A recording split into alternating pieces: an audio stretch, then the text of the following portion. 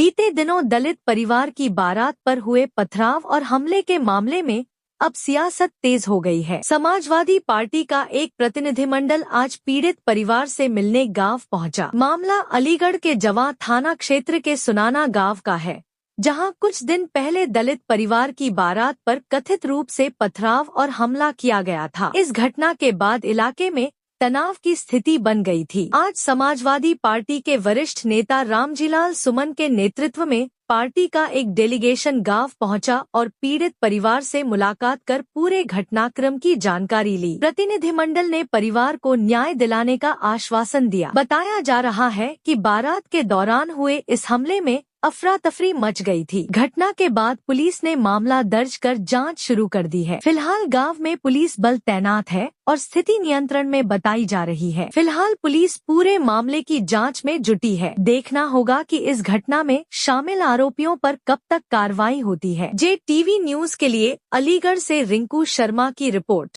के लोगों की जो लड़की की बारात रोकी गई है, ये अत्यधिक दुर्भाग्यपूर्ण घटना है और सबसे अहम सवाल ये है कि ये कोई नई घटना नहीं है। उत्तर प्रदेश में ताबड़तोड़ इस प्रकार की घटनाएं हो रही हैं। हमारा आरोप है कि उत्तर प्रदेश की सरकार जब इस प्रकार की घटनाएं हो रही थी, कहीं बाबा साहब डॉक्टर अम्बेडकर की मूर्ति टूटती है, कहीं भगवान गौतम बुद्ध की मूर्ति टूटती है, कहीं उनकी नाबालिग बच्चियों के साथ बलात्कार होता है, कहीं जाति विद्वेष से उन पर हमला होता है, कहीं बारातें रोकी जाती है।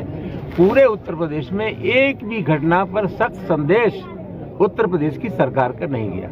और मैं निश्चित रूप से कह सकता हूँ, उत्तर प्रदेश में जो अपराधी है वो ऐसा महसूस करते हैं कि उनके दिल की सरकार है, उन पर कोई अंकुश नहीं है। अगर पहली घटना पर एक प्रभावी कार्रवाई हो जाती तो इस आशय की घटनाओं की पुनरावृत्ति नहीं होती। इसमें बहुत स्पष्ट है, ये जो घटना हुई 24 तारीख को से वही लड़की के पिता भाई ने और एक दूसरे नौजवान ने थाने में इत्तला कर दी थी कि हमारे साथ कोई अप्रिय घटना हो सकती है, बारात में पथराव हो सकता है। पुलिस ने कोई कार्रवाई नहीं की और मैं समझता हूँ ये एक दुर्भाग्यपूर्ण स्थिति है। इस पूरी घटना के लिए पुलिस की निष्क्रियता जिम्मेदार है। योगी आदित्यनाथ की सरकार में कोई लगाम नहीं अपराधियों पर। और जहाँ तक सरकार का सवाल है, सरकार वादे कुछ भी करे, सरकार के बातों से आंकड़ों से सरकार नहीं चलती है। सरकार जनविश्वास से चलती है, सरकार भरोसे से चलती है और सरकार को महसूस किया जाता है। आंकड़ों से सरकार नहीं चलती। मैं दावे के साथ कह सकता हूँ, आजाद हिंदुस्तान में इससे बुरी सरकार कोई बनी नहीं। NCRB, ये भारत सरकार के अधीन national crime report bureau, NCRB की रिपोर्ट है कि दलितों पर सबसे अधिक अत्याचार उत्तर प्रदेश में हो रहे हैं। फिर राज्य है मध्य प्रदेश और राजस्थान, जो भाजपा शासित राज्य है, उन पर ही दलितों पर सबसे अधिक अत्याचार हो रहे हैं। तो स्थिति बहुत दुर्भाग्यपूर्ण है। शासन की व्यवस्था लचर है। उत्तर प्रदेश सरकार का कोई नियंत्रण नहीं है। पूरी घटना के लिए पुलिस जिम्मेदार है। हम जरूर चाहेंगे कि जो इसके लिए दोषी है उनके खिलाफ कठोर कार्रवाई की जाए। सर, आप पुलिस प्रशासन की बोल रहे हैं, तो ये बताया जा रहा है कि जैसे इन्होंने सूचना दी थी ना, एप्लीकेशन दी थी, तो बता रहे हैं कि पुलिस आई भी थी और उन्होंने ये भी बोला था, डीजे वाले को मना किया था अगर ऐसा कुछ होता है वाद विवाद का। वैसे गाने बजते हैं, कोई प्रॉब्लम नहीं है। उन्होंने ये कहा था कि अगर ऐसा कुछ है, अगर वो गाने की, और ये एग्री भी हो गए थे जो लड़की पक्ष है कि हाँ चलो गाने नहीं बजाएंगे। लेकिन बताया जा रहा है कि जब बारात निकले, उन्होंने भी बोला था पुलिस प्रशासन ने कि बारात निकले तो एक बार कॉल करना।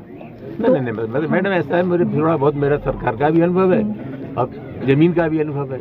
सवाल ये नहीं है गांव के लोग क्या करें।